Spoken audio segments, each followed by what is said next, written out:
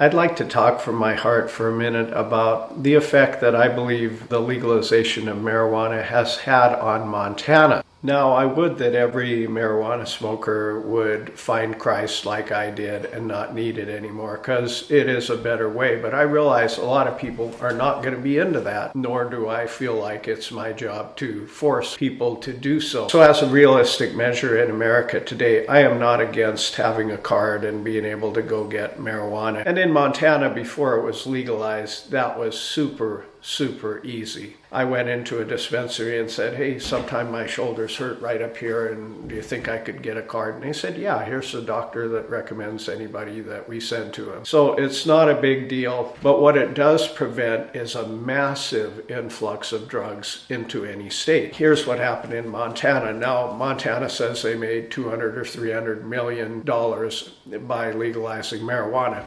But just think it through for a minute. Say you're a father in a household and you've got 10 kids, and somebody comes to you and said, hey man, I'll give you $2,000 if you let me introduce an avalanche of marijuana and other harder drugs into your family. At the end of the day, is that truly going to make your family more successful? Well, obviously not. No matter how much money they give you, it's just going to harm your family.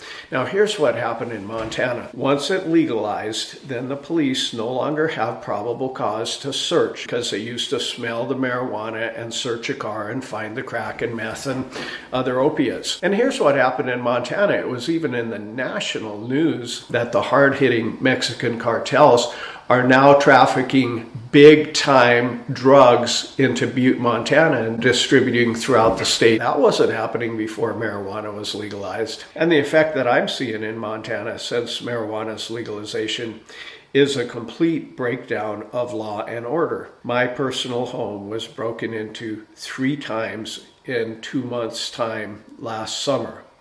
That never happened before marijuana was legalized.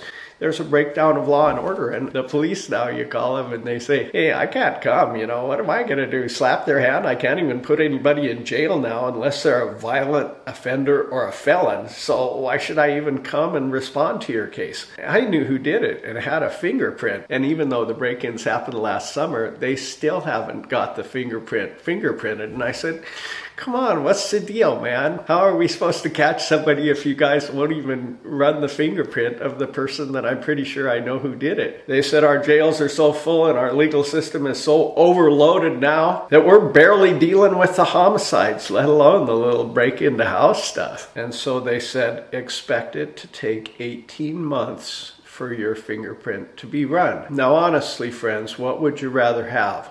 Law and order or legal marijuana? In America today, legalizing marijuana isn't about cracking down on the person that smoked a joint or even has a bag of pot. It's about rolling in big drugs and big drug avalanche network into your state and a breakdown of law and order so that they can do that even more freely. Think about it.